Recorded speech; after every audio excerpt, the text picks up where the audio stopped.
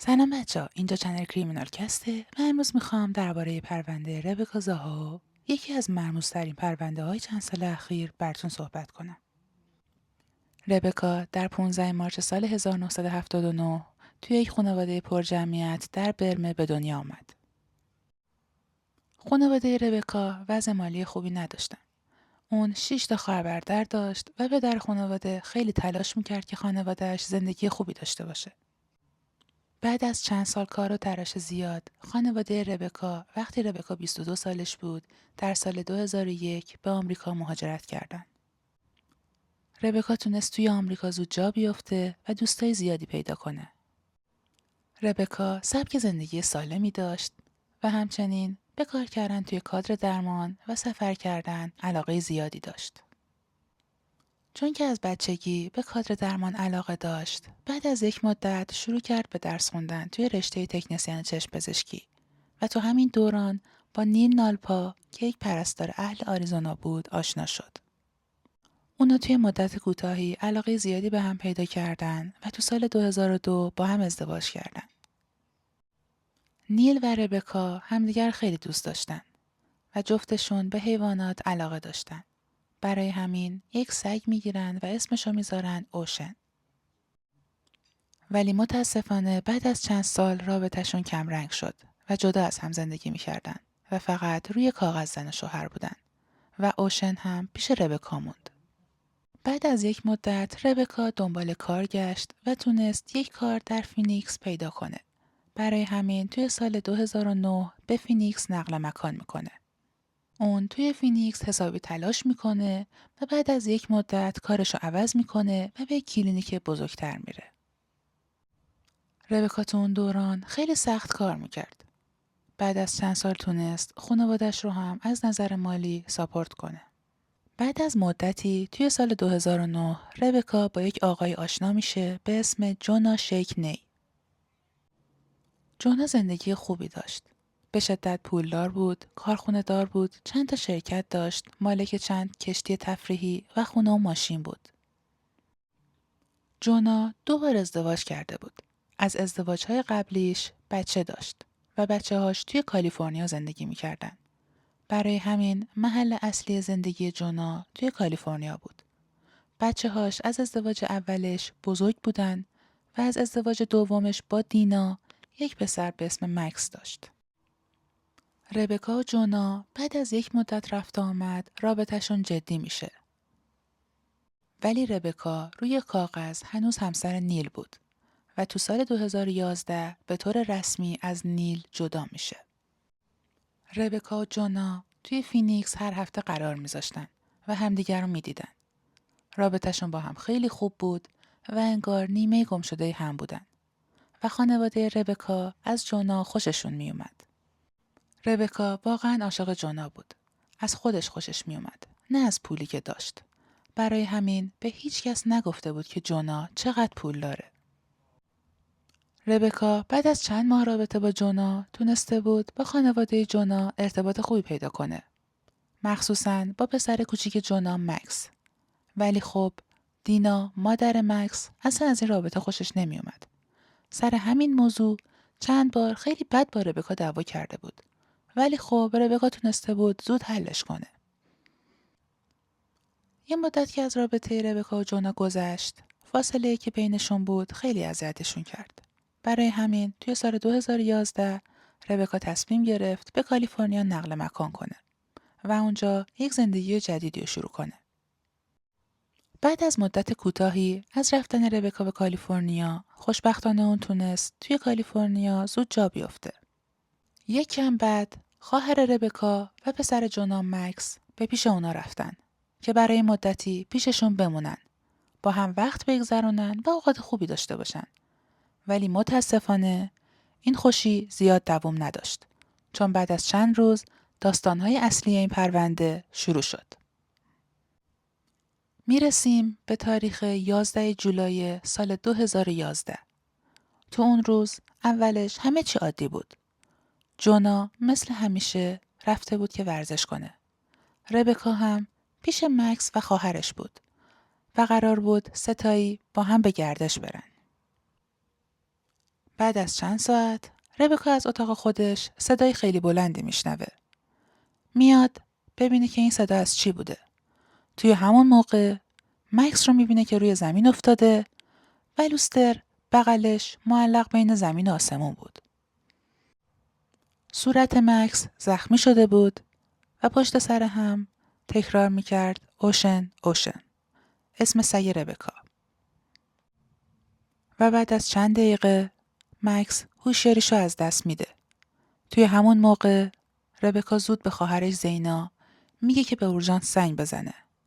و خب وقتی به اورژانس زنگ میزنی پلیس هم به همراهش میاد. ربکا قبل از رسیدن اورژانس CPR رو شروع میکنه که مکس رو برگردونه. وقتی که اورژانس و پلیس میرسن ربکا به جونا زنگ میزنه و براش همه چی رو تعریف میکنه. بهش میگه برای مکس چه اتفاقی افتاده و الان اورژانس داره اونو به بیمارستان میبره. ربکا و زینا پیش پلیس میمونن که به سوالاتشون جواب بدن. ربکا برای پلیس تمام اتفاقایی که از صبح افتاده بود رو تعریف کرد. اون گفت که توی اتاق خودش بوده و یهو صدای خیلی بلندی میشنوه و مکس رو توی اون حال پیدا میکنه. اون گفت که به مکس اجازه نمیداده همیشه رولر سواری کنه و توی خونه بعضی وقتا این اجازه رو بهش میداده. پلیس اولش فکر میکرد مکس حواسش نبوده و از پله ها افتاده پایین. ولی خب وقتی دقیق تر صحنه رو بررسی کردن به این نتیجه رسیدن که مکس توی طبقه دوم داشته رولر سواری میکرده. بعد نتونسته خودش رو نگه داره و درست ترمز کنه. برای همین از روی نرده ها به پایین افتاده. بعدش به لوستر خورده و برای همین با تیکه های از لوستر به پایین افتاده. و خب این تنها تئوری بود که پلیس رسما از اون صحنه داشت. وقتی مکس رو بیمارستان میرسونن متاسفانه حالش اصلا خوب نبوده. وضعیت خیلی بدی داشته. مغزش شدیداً آسیب دیده بوده و احتمال زنده موندنش به شدت پایین بوده. دینا و جونا پیش مکس توی بیمارستان بودن. دینا خیلی نگران حال مکس بوده. از جونا میپرسه درباره این اتفاق و میپرسه که چطوری این اتفاق برای مکس افتاده. چون خب مکس پسرش بوده و میخواسته بدونه دقیقاً چطوری این اتفاق براش افتاده. جونا هم چون اون روز پیش مکس نبوده به دینا میگه که از ربکا باید بپرسه. چون ربکا اون روز مراقب مکس بوده. دینا که اینو میشنوه حسابی عصبانی میشه، سر و صدا میکنه و به جونا میگه که تو نباید میذاشتی که ربکا مراقب مکس باشه. تو نباید اونا رو با هم تنها میذاشتی و حسابی عصبانی میشه. جونا هم به دینا میگه که اگه ربکا پیش مکس نبود و به آمبولانس زنگ نمیزد مکس الان تو بیمارستان نبود و کلاً از ربکا دفاع میکنه.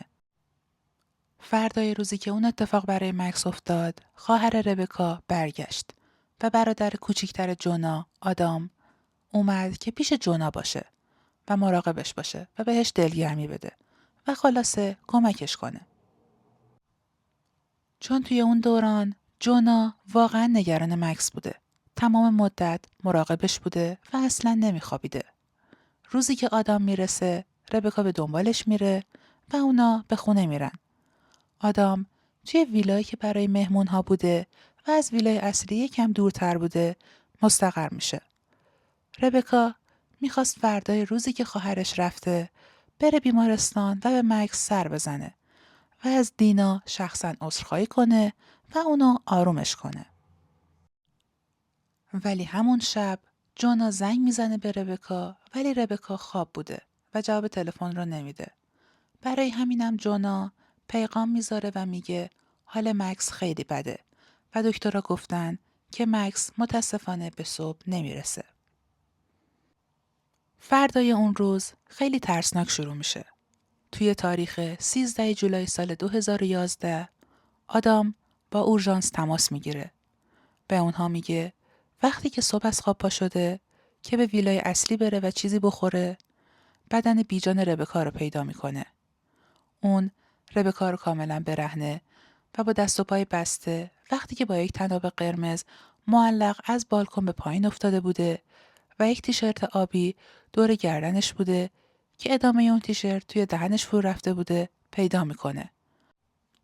آدام در ادامه میگه که وقتی که ربکا رو پیدا میکنه روی میزی میره که پایین بالکن بوده و سعی میکنه ربکا رو پایین بیاره و بعدش عمل CPR رو شروع میکنه. ولی عجیب اینجاست که آدام در حین صحبت با تلفن خیلی حواس جمع حرف میزنه و به شدت دقیق و ربکا رو به اسم صدا نمیکنه. اون میگه اون دختره که دوست دختر داداشمه و خب این یکم عجیبه. وقتی که پلیس ها میرسن، آدام به پلیس ها میگه که ربکا رو برهنه و آویزون پیدا میکنه با دست و پای بسته و بعد سعی میکنه که نجاتش بده و عمل CPR رو شروع میکنه. ولی خب چند تا نکته عجیب بوده. یکی این که با همون تنابی که آویزون شده بوده دست و پاشم بسته بودن و خب گره هایی که به تناب زده بودن یه جوری به هم متصل شده بودن. آدام بعد اینکه بازجویی پلیس تموم میشه به جونا پیام میده و خبر مرگ ربکا رو بهش میگه. وقتی که جونا این خبر رو میشنوه با خودش فکر میکنه که ربکا وقتی که پیغام جونا رو شنیده عذاب وجدان گرفته و خودکشی کرده و بعد از یک مدت این جونا بوده که به خانواده ربکا زنگ میزنه و خبر مرگ دخترشون رو به اونها میگه. ولی خب پلیس ها از همون اول فکر نمیکردن که این یک خودکشی باشه، چون خب کسی برای خودکشی دست و پای خودش رو نمیبنده و از بالکن به پایین بپره تا خودکشی کنه و اونها فکر میکردن که یک قتل اتفاق افتاده. برای همین یک گروه کامل به سر صحنه میفرستن و تا جایی که امکانش بوده مدارک جمع میکنن. پلیس ها وقتی که خونه رو میگردن پشت همون دری که ربکا پیدا شده بوده یک پیغام پیدا میکنن که با رنگ سیاه نوشته شده بوده. اون پیغام این بوده: She saved him. Can you save her? و خب معنی جمله معلوم بوده ولی کسی نمیدونسته منظورش چیه و پلیس بعد از یک مدت موفق میشه که رنگ و قلمی که اون پیغام باش نوشته شده بوده رو هم پیدا کنه. کف اتاق 2 چاقو پیدا میکنن که یکیش کمی بزرگتر بوده ولی جفتش خونی بوده. کلاً سر تا سر اون اتاق خون ریخته شده بوده و پلیس میتونه بعد یک مدت گوشی ربکا رو هم کنار یک حوله حموم توی اتاق پیدا کنه. پلیس ها توی اون اتاق یک کتاب جادوگری هم پیدا میکنن که کف اتاق افتاده بوده و یکی از صفحه هاش گوشش تا شده بوده و عجیب اینه که اون صفحه نقاشی هایی داشته که از یک خانم با دست و پای بسته بوده. دقیقاً اون جوری که دست و پای ربکا بسته شده بوده و از اون تناب هایی که ربکا رو باهاش بسته بودن توی گاراژ خونه هم پیدا میشه. و پلیس برای بازجویی دقیق تر از آدام اون رو اداره پلیس میبرن و سوالهای بیشتری اونجا ازش میپرسن و تحقیقاتشون رو شروع میکنن. و خب آدام با پلیس کاملا همکاری میکنه و داوطلب میشه که تست دروغ سنج بده. ولی به نتیجه دروغ سنج نمیشه اونقدر اعتماد کرد و روش کلا حسابی باز نمیکنن. اگه یادتون باشه من گفتم جونا آدم معروفی بوده و به شدت پولدار. برای همینم خبر این اتفاق خیلی زود همه جا پخش میشه. انقدر زود که جسد ربکا هنوز انتقال داده نشده بوده به پزشکی قانونی و هنوز توی حیاط روی زمین بوده. اون روز انقدر جلوی خونه جونا پر از ماشین و خبرنگار بوده که حتی یک هلیکوپتر هم بالای خونه جونا میچرخیده و عکس برداری میکرده. و بعد از یک مدت خانواده ربکا هم به کالیفرنیا میرن که دقیق بفهمن چی شده، چون مطمئن بودن که دخترشون خودکشی نکرده. چند روز بعد از مرگ ربکا توی تاریخ 16 جولای سال 2011 متاسفانه مکس توی بیمارستان جون خودش رو از دست میده و پزشکا مرگش رو اعلام میکنن.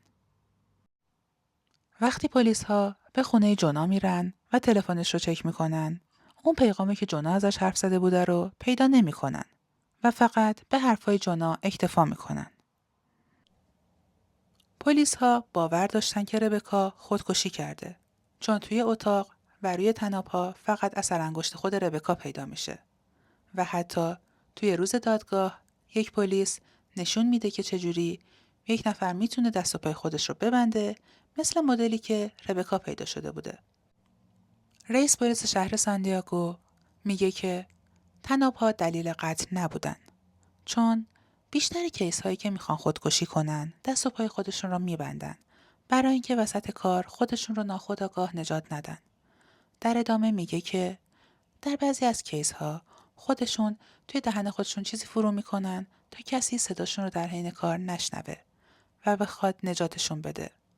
و خب دلیل اینکه اونها به این نتیجه رسیده بودن که ربکا خودکشی کرده این بوده که باور داشتن ربکا افسردگی داشته.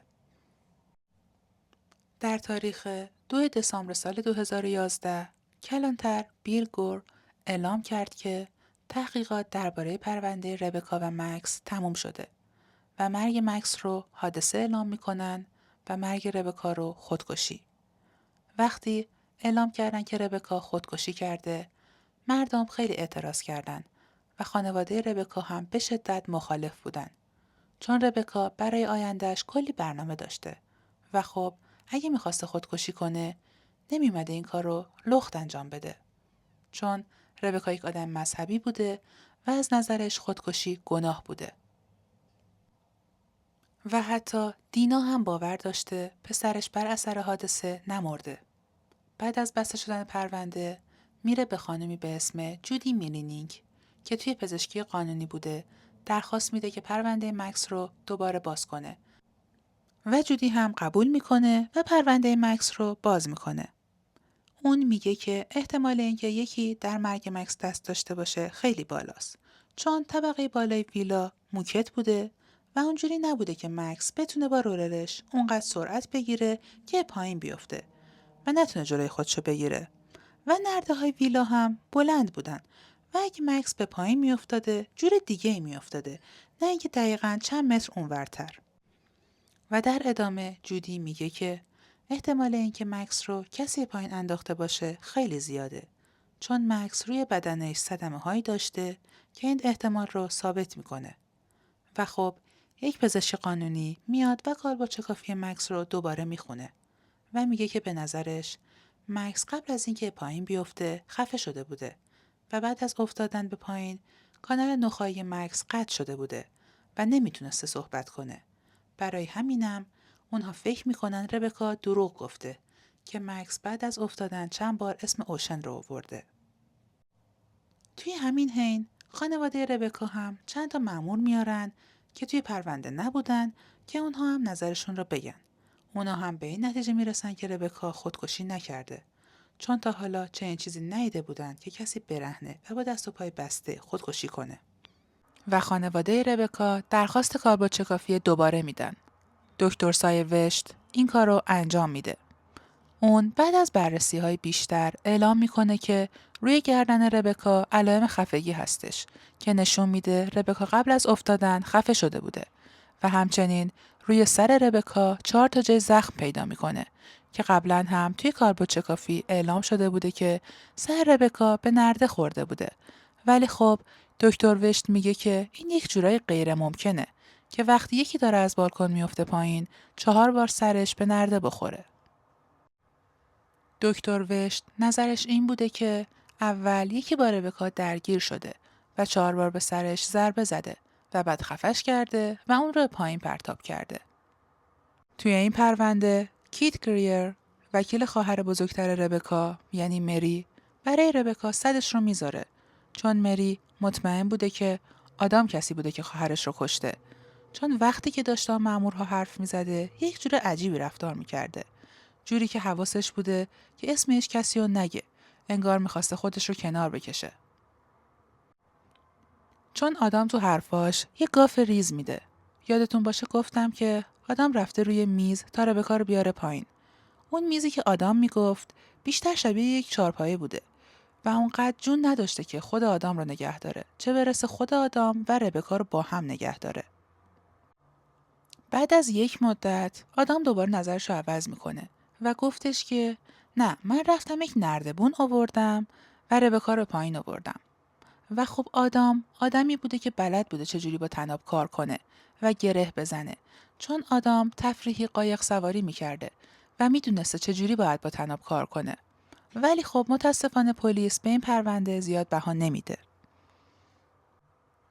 و خب خانواده ربکا چون میخواستن پرونده ربکا دوباره به جریان بیفته، از آدام اعاده دعوا میکنن و درخواست 10 میلیون دلار غرامت و آدام توی دادگاه به بیگناهی خودش پافشاری میکنه.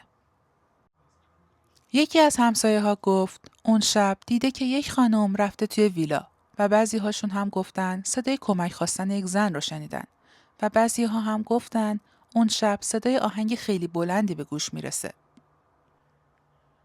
ولی متاسفانه پلیس به هیچ کدوم از اینها بهایی نمیده. حتی اونها به نوشته پشت در هم زیاد توجه نمیکنن و میگن اون بیشتر شبیه دستخط ربکا بوده. ولی برعکس اون نوشته شبیه دستخط آدم بوده، چون یک متخصص خط میارن و اون میگه که خط ربکا به سمت چپ میکشیده، ولی خطی که اون نوشته باش نوشته شده بوده بیشتر به سمت راست کشیده. دقیقاً شبیه خط آدم. کیت گریر گفته که روی دسته چاقوی بزرگتر اثر انگشت ربکا رو پیدا کردن. یعنی اینکه ربکا داشته سعی می‌کرده که خودش رو نجات بده. و روی دسته چاقوی کوچیک هیچ اثر انگشتی پیدا نشده، ولی رد خون پیدا میشه. بعد از بررسی‌های دوباره وقتی خون روی چاقوی کوچیک‌تر رو بررسی می‌کنن، میفهمن که خون روی دسته چاقو خون عادت ماهانه بوده و کیت گری به این باور داره که ربکا قبل از مرگ با اون دسته چاقو مورد آزار و اذیت قرار داده شده. بعد از تمام اتهام‌هایی که به آدام زده شده بوده، جونا سمت برادرش رو میگیره. براش بهترین وکیل‌ها رو میگرفته تا هواش رو داشته باشن که آدام متهم نشه. ولی در آخر توی دادگاه بعد از گذشت 6 هفته توی ماه آپریل رأی دادگاه بالاخره اعلام میشه و آدام به پرداخت 5 میلیون دلار غرامت محکوم میشه و پرداخت 167,000 دلار، چون اون موقع ربکا به خانوادش کمک میکرده، ولی چون ننه دنیا رفته بوده نمیتونسته به کمکش ادامه بده. در دادگاه مرگ ربکا خودکشی اعلام میشه. بعد از یک مدت آدام در فوریه سال 2019 درخواست دادگاه تجدید نظر میده. و همین حین بیمه آدام دیگه نمیخواسته پول وکیل‌ها رو برای آدام پرداخت کنه، چون آدام 5 میلیون دلار ثروت نداشته که بتونه به خانواده ربکا بده. بعد از یک مدت بیمه با خانواده ربکا حرف میزنه که اونها رو قانع کنه که با 600,000 دلار توافق کنن. ولی خب آدام چند بار گفته که نمیدونسته بیمش داشته این کارو میکرده. خانواده ربکا توی آگوست سال 2019 یک جایزه 100,000 دلاری گذاشتن برای کسی که بتونه اطلاعاتی بده که آدام در قتل ربکا دست داشته. بعد از گذشت چند سال، در سال 2022 خانواده ربکا یک شکایتنامه تنظیم میکنن علیه رئیس پلیس بیل گوی، چون اونا میخواستن به همه مدارک و شواهد دسترسی داشته باشن. ولی خب بعد از یک مدت پشیمون میشن و شکایتشون رو پس میگیرن، چون فهمیدن که شانسی ندارن. و خب این پرونده در آخر حل نشده باقی میمونه و خانواده ربکا هنوز منتظرن تا کسی اطلاعاتی بده و کمک کنه که آدام محکوم بشه. نظر شما چیه؟ به نظرتون چه کسی ربکا رو کشته؟ آیا اون واقعا خودکشی کرده؟ ویدیوی امروز تموم شد. مرسی که تا اینجا همراه هم بودین. لایک و سابسکرایب یادتون نره.